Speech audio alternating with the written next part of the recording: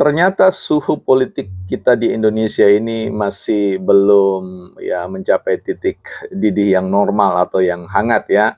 Bahkan, panasnya ini mulai ada titik-titik baru ya, api-api baru, ketika Bang Refil Harun dan CS mulai mengatakan adanya isu pengkhianatan politik dalam, koalisi mereka yang mengingkari perjuangan, semangat, dan militansi mereka di dalam mengoreksi atau menggugat tentang demokrasi atau pemilu yang curang. Bahkan, PKS sendiri mengatakan menunjuk pada keberadaan Surya Paloh bermain cantik dalam hal ini. Apa semua yang, menarik untuk kita lihat dari sisi ini, kita akan bahas di Bukan Partai Politik. Baik teman-teman, sebelum kita mau bahas soal itu, kita lihat sebuah buku kita yang saya pilihkan secara khusus dari suatu buku berjudul Indonesia Dikhianati ya. Ini penting sekali kita untuk melihat persoalan ini.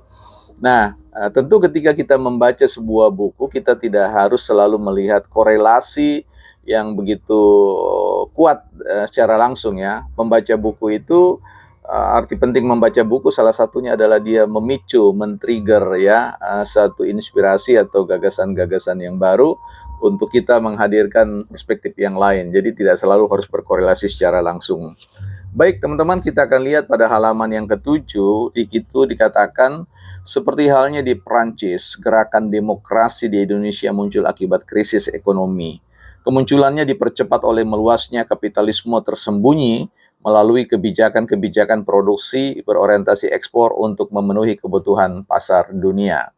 Ya, saya ingin menggarisbawahi ini satu frase yang mengatakan kapitalisme tersembunyi. Ya, nah teman-teman, kita akan bahas tentang apa yang disebut dengan kapitalisme tersembunyi atau hidden capitalist ya, yang saya mau jinakkan dalam istilah yang sederhana, investor tersembunyi dalam tubuh politik ya, atau hidden investor.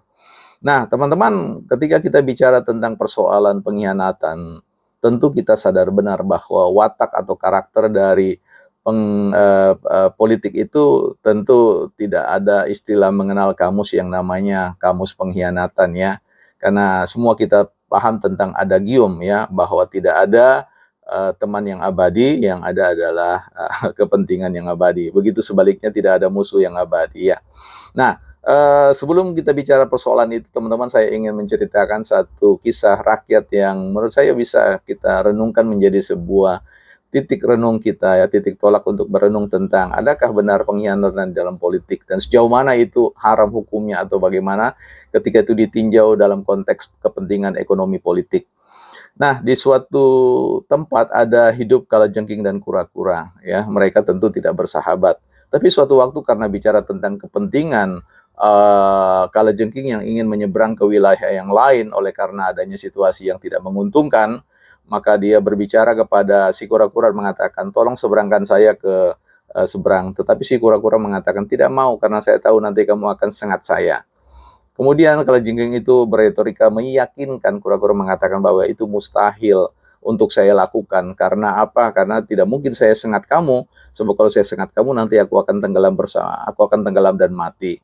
Dan kalau kamu bisa menyeberangkan saya ke sana, maka kita akan melakukan koalisi hidup bersama ya, seumur hidup, dan kemudian kepentinganmu akan kami perhatikan dan seterusnya ya, janji-janji retorik seperti itu.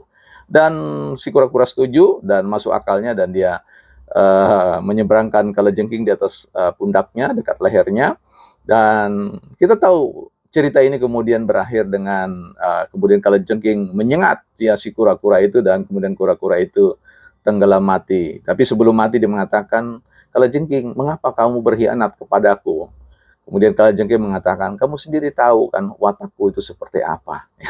Ya, itu kisah yang menarik untuk merefleksikan bahwa apa yang terjadi dalam peta politik kita hari ini, ya, bahwa watak politik itu memang apa orang katakan itu power tend to corrupt ya. Jadi kekuasaan atau kekuatan politik itu cenderung korup ya. Korup dalam pengertian ya dia sanggup berkhianat ya untuk bicara tentang persoalan pemenuhan kepentingan dirinya sendiri. Itu berkaitan dengan persoalan watak dari sebuah politik itu sendiri, bahwa politik itu sekali lagi tidak pernah berkawan atau bermusuh secara permanen.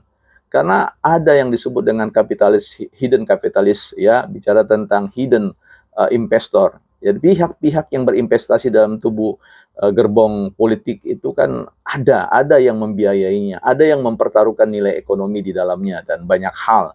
Sehingga jalan satu-satunya yang bisa mereka lakukan adalah mereka sanggup untuk menenggelamkan pihak yang lain demi untuk survive, ya, menghadirkan jawaban terhadap kepentingan mereka. Tentu ada banyak ideologi di dalam sebuah partai yang saling berkelindan satu dengan yang lain, tali bertemali, untuk kemudian dijalin mendapatkan apa yang mereka pikirkan harus mereka dapatkan. Nah, sehingga kita tahu inilah watak sesungguhnya dari politik. Nah, bagi kita semua, rakyat biasa ini harus mengerti tentang hal itu. Kita jangan terlalu serius berpolitik dalam pengertian, ya, harus membela ini, membela itu, dengan sepenuh hati, dengan sepenuh jiwa dan raga, bahkan harus rela menghadang peluru atau apapun, ya, mengancam nyawa hanya untuk kemudian kita melayani kepentingan hasrat politik dari politisi-politisi yang kemudian bermain drama politik di hadapan kita dan menganggap bahwa kita ini adalah orang yang bisa saja serta-merta tidak mampu untuk mengkritisi semua gerakan langkah-langkah atau bidak-bidak poin-poin catur mereka. Ya, nah, dalam hal ini saya harus mengatakan kita jangan terlalu dalam untuk meresapi tentang perbedaan-perbedaan pandangan mereka dalam konteks sikap berpolitik. Kita harus tahu bahwa watak politik itu adalah bicara tentang bagaimana semua kepentingan pihak diakomodir.